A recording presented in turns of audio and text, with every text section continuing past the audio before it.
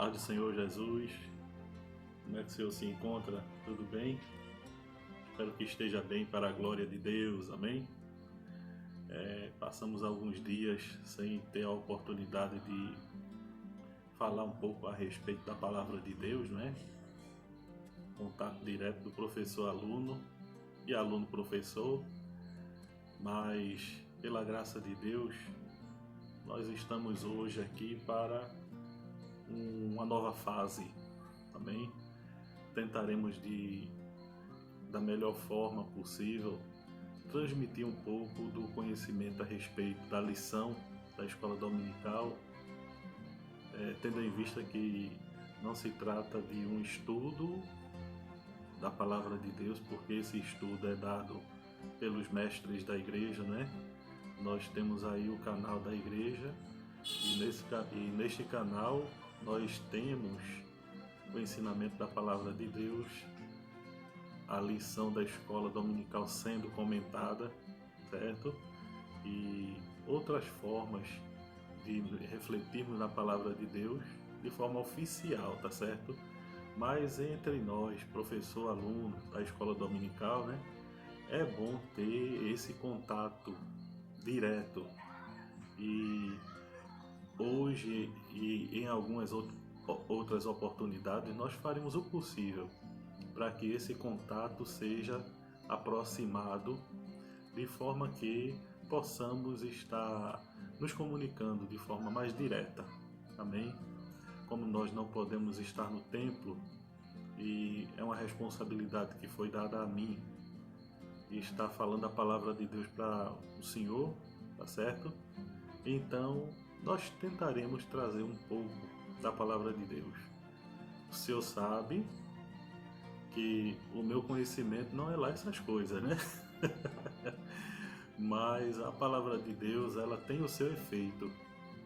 E enquanto você está me ouvindo, é o Espírito Santo que vai estar agindo no seu interior, colocando na sua mente as mudanças que precisa ser feita e louvando a Deus através de atos que você já realizou e que glorificaram o nome do Senhor, tá certo? Então essas lembranças vão aparecendo e o nome do Senhor vai sendo glorificado tanto pela melhoria que aconteceu na sua vida, como também pelo arrependimento e mudança de comportamento que também nós esperamos que haja no seu cotidiano, tá certo? Então, irmãos, na semana passada, nós no início da semana chegamos a comentar a respeito de eleição e predestinação, não é verdade? Já falamos a respeito desse tema e hoje o tema da nossa lição é a iluminação espiritual do crente. A iluminação espiritual do crente, certo? O que vem a ser iluminação? Porque em algumas outras na verdade, em algumas seitas, iluminação é o estado em que um ser ele vai evoluindo até chegar a uma plenitude. E essa plenitude é o auge de uma iluminação, espírito de luz, essas coisas, né?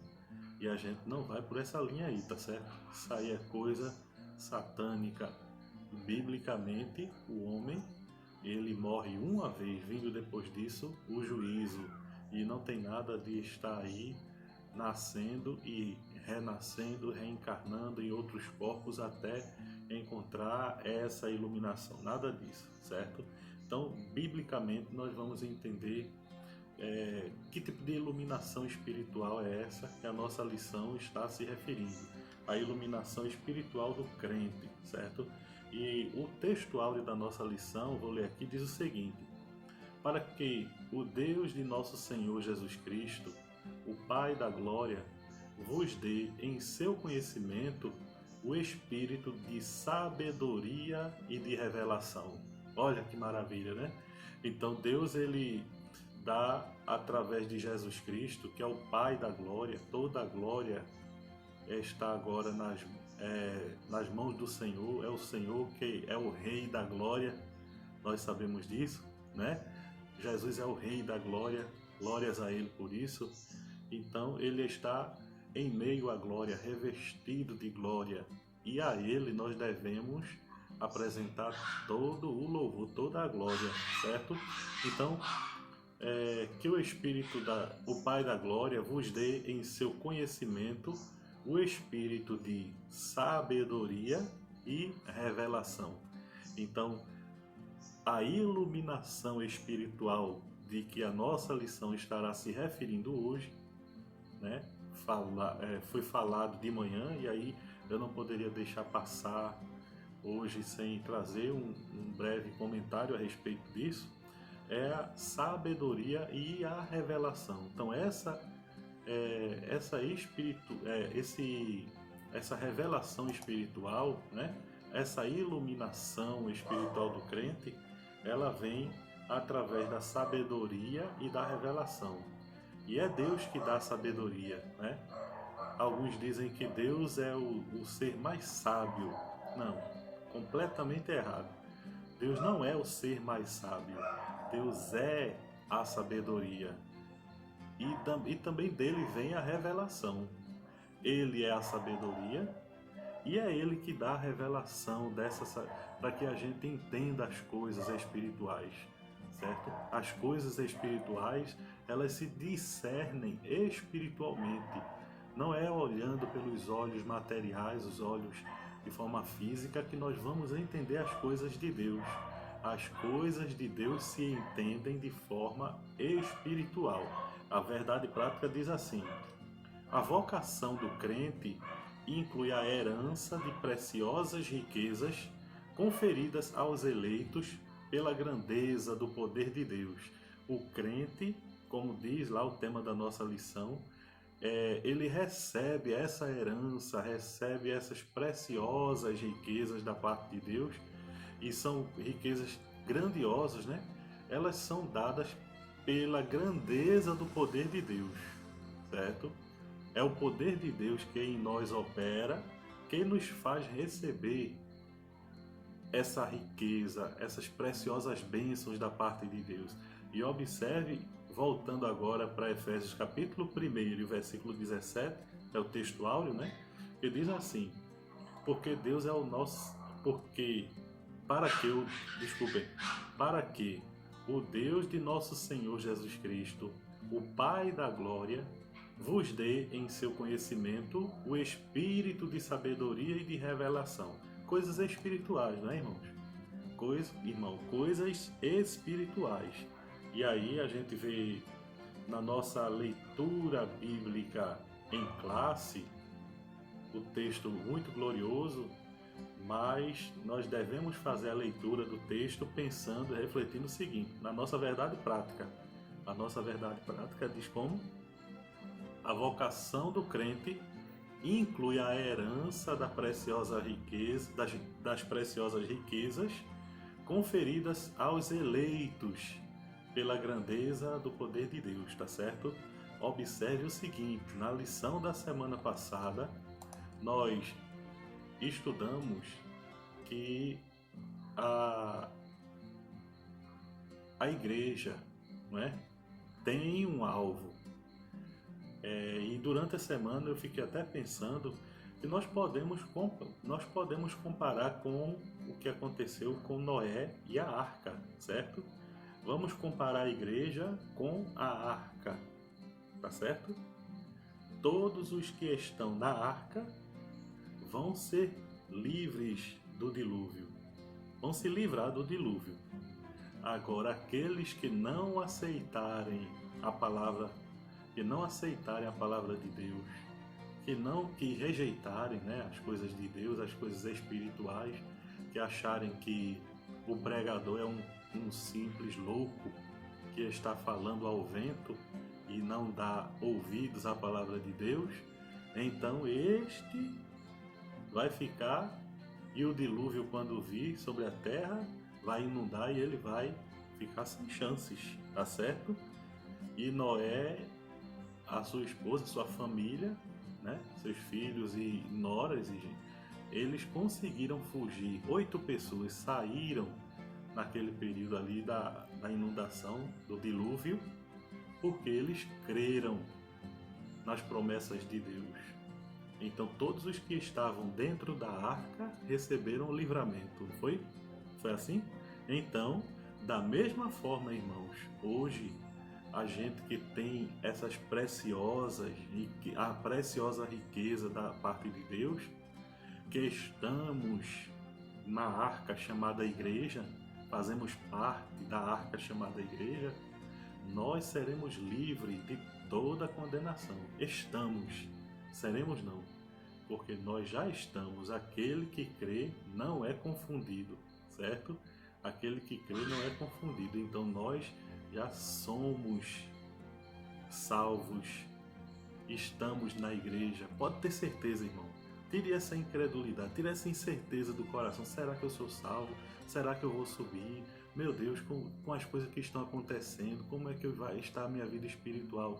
Se você está com a palavra de Deus guardada no seu coração, fugindo do pecado e se aproximando de Deus, tendo certeza de que Jesus morreu e ressuscitou, nem se preocupe, a sua salvação é garantida, irmão. Consciência limpa, presença de Deus, está tudo certo. Jesus vem e vai nos buscar. Amém, irmão?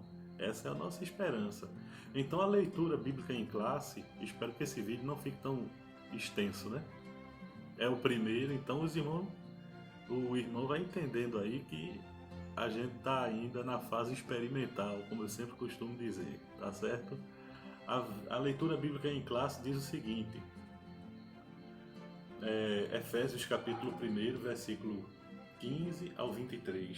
Efésios capítulo 1, versículo do 15 ao 23. Ele diz aqui o seguinte: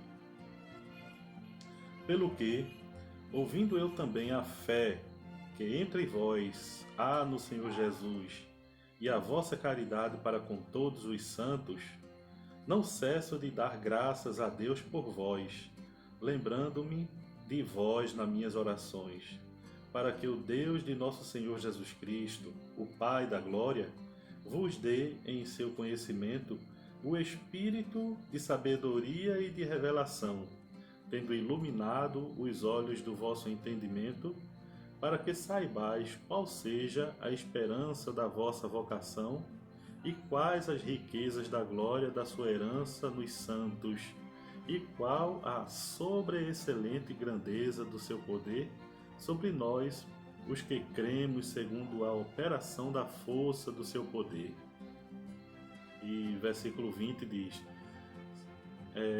que manifestou em Cristo, ressuscitando dos mortos e pondo-o à sua direita nos céus, acima de todo principado e poder e potestade e domínio, e de todo nome que se nomeia não só neste século, mas também no vindouro, e sujeitou todas as coisas a seus pés, e sobre todas as coisas o constituiu como cabeça da igreja, que é o seu corpo, a plenitude daquele que cumpre tudo em todos. Amém, irmãos? Essa é a gloriosa palavra de Deus, né? Veja quantas bênçãos espirituais estão reservadas para os crentes, estão reservadas para nós que cremos no Senhor Jesus. Não é verdade? Vale a pena servir a esse Deus, vale a pena permanecer firme na presença de Deus, irmãos. Essas coisas que estão acontecendo aí, isso tudo é passageiro, tá certo? E se não passar, nós estaremos com quem? Com o Senhor, irmão. Tá tudo certo. A nossa confiança está no Senhor. Se nós partirmos para Ele, glória a Deus. Se Ele vier nos buscar, glória a Deus. Temos de dar glória a Deus em todas as situações. Isso é o que faz o verdadeiro adorador. Deixa aí, o mundo está aí polvorosa, tanta coisa acontecendo, né? Parece que todo dia acontece uma coisa ruim, mas nós devemos nos lembrar e olhar para Jesus, isso mesmo, o autor e consumador da nossa fé. Então, o que é que nós podemos tirar dessa leitura que foi feita, né, da palavra de Deus? Primeiro, a gente tem aqui que destacar 3 pontos. Nós temos 3 objetivos a alcançar nessa lição. O primeiro dele é que a vocação, nós devemos destacar que a vocação e as riquezas da glória inclusas na herança divina, nós vamos destacar a vocação e as riquezas da glória que estão inclusas na herança divina, tá certo? Vamos salientar a grandiosidade do poder divino que opera em favor dos crentes. A grandiosidade do poder divino que opera em favor dos crentes. E vamos expressar também o exemplo de exaltação em Cristo. Então, são 3 pontos que a gente precisa alcançar. Eu acredito que os irmãos, e você principalmente que está ouvindo e participando desse vídeo, eu tenho certeza que em outras oportunidades, hoje pela manhã, né, você refletiu um pouco a respeito enquanto estava sendo apresentado o estudo da Palavra de Deus nos canais da nossa igreja, já que nós não podemos estar presencialmente na igreja, né? E durante a semana esteve refletindo também. Vamos lá. Então, de forma bem rápida, vou ler apenas aqui o primeiro tópico da nossa lição. A introdução diz o seguinte: ainda no primeiro capítulo, o apóstolo Paulo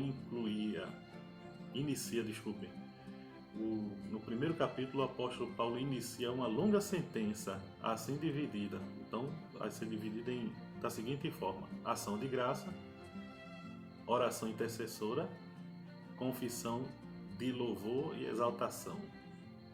Então, 3 partes. Nessa sentença, somos exortados a louvar ao Senhor pela nossa eleição, buscar a iluminação do Espírito para compreender a dimensão de nossa chamada e herança divina, bem como entender a grandeza do poder de nosso Deus. Essas 3 situações. A primeira é a esperança da vocação e as riquezas da glória. Irmãos, qual é, qual é a sua esperança? A esperança da vocação e as riquezas da glória. Qual é a sua esperança? Você tem esperança em quê? O que é que você está esperando? O que é que eu, Laelson, estou esperando? A minha esperança é o céu, é a vinda do meu Jesus para estar para sempre com Ele. Não tem coisa melhor do que a presença de Deus. Se apenas em estar em um ambiente em que a presença dele é revelada, nós já nos sentimos tão regozijados, irmãos. Imagine aí estar com ele eternamente, o gozo que é e que será. Nós já estamos saudosos desse acontecimento, né? Isso não é, a gente não pode pensar nisso como uma coisa que pode acontecer, é uma coisa que vai acontecer, tá certo? É algo que vai acontecer, é uma coisa real. Estamos esperando apenas o momento de acontecer, mas a certeza que nós temos precisa ser, irmãos, uma certeza plena. Nós estamos com saudade. Por que estamos com saudade? Porque o céu é uma realidade para nós, né? Uma realidade, e nós não podemos fugir disso. E aí, essa primeira parte é a esperança da vocação e as riquezas da glória. Você precisa ter certeza, ter essa esperança na vocação que Deus lhe chamou, lhe deu, né? Então, para que é que eu estou na igreja? Eu tenho uma esperança de herdar o céu, de morar no céu, certo? Muito bem. Mas e a vocação? Qual foi a vocação que Deus ele confiou a você, a colocou em seu coração? Nós fomos chamados para quê? Qual é a nossa vocação? Será que nós fomos chamados, vocação de chamado, chamamento, convocado, né? Convocado, vocado, então vocação, certo? Então a palavra vai lembrando a outra. E assim a gente vai entendendo o que significa a palavra. Não precisa de pegar dicionário não, vai juntando uma palavra que se parece com outra e a gente chega lá, certo? Então, lembre aí, para que é que nós fomos convocados? Será que foi apenas para estar sentadinho no banco, esperando o momento do arrebatamento da igreja, irmãos? Porque uma pessoa que tem certeza daquilo que Deus chama, do seu chamado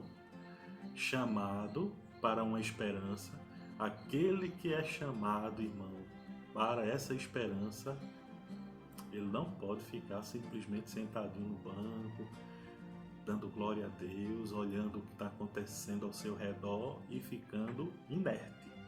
Não. Tem alguma coisa errada se está acontecendo isso. Nós devemos nos mobilizar. A Igreja de Cristo, ela é dinâmica, certo? Ela é dinâmica. E o poder de Deus que em nós opera é o dínamo. Poder vem de dinamite. Deus derramou em nós o dínamo. E aqueles que são batizados com o Espírito Santo, que já receberam aí a promessa e já foi revelado a você, você já tem o batismo com o Espírito Santo, o poder de Deus já foi externado de forma transbordante na sua vida, meu irmão, se está parado, eita, tá difícil. Porque Deus não nos chamou para ficar inerte, apenas olhando e criticando o que está certo, o que está errado na igreja, o que é para fulano ou beltrano fazer, dando uma de consultor espiritual, assim como existe o consultor financeiro de uma empresa, dizendo o que está certo e errado. Tem pessoas que acham que foram chamados para apontar e dizer, não, o pastor está certo. Não, fica defendendo ou acusando um e outro. Irmão, o poder que em nós opera, irmãos, o dínamo que existe na igreja é para algo muito mais excelente, é para se locomover, é para se agitar, certo? E se agitar como? Será que é para ficar girando no meio da igreja e vai para um e vai para outro, falando profecia aqui e ali? Será que é isso o dínamo da igreja? Olha, também não é isso não, tá certo? O dínamo, o poder que em nós opera é para o evangelismo, certo? Nós estamos nessa terra ainda. Jesus não nos veio buscar ainda, porque a missão da igreja é o evangelismo. Sem evangelismo, o poder de Deus não está operando na vida do crente que não evangeliza. O poder de Deus não está atuando na vida do crente que está inerte, que não faz nada na igreja. Irmão, mas é porque ninguém me deu a oportunidade para pregar. E assim é. Eita Jesus. E o metrô? Será que tem gente lá, uma pessoa ou outra passando? Essas pessoas que passam aí na sua porta, será que precisam de Jesus? Esse companheiro de trabalho seu, será que ele precisa de Jesus? Então, irmãos, evangelizar, não pense que é pegar, encher a mão de literatura, simplesmente isso, e sair levando aí literatura e entregando nas ruas, não. Nada disso. O evangelismo que Jesus quer é aquele em que você usa o seu testemunho, a sua expressão, a sua vida para convencer as outras pessoas de que você está certo, de que Jesus vem, certo? Você precisa exercer a sua capacidade de convencimento. Como é que eu convenço alguém de que Jesus vem? É isso que você tem que fazer. Como é que eu estou convencendo alguém de que Jesus vem? Convencendo como? Será que é apenas entregando uma literatura? Isso é muito importante. Eu não vou dizer e a gente não pode desprezar esse tipo de trabalho na igreja. Mas o evangelismo é muito mais do que isso. O evangelismo é você convencer outra pessoa de que você está certo. a respeito da vinda de Jesus, a respeito da sua morte, da sua ressurreição, dos milagres que ele operou.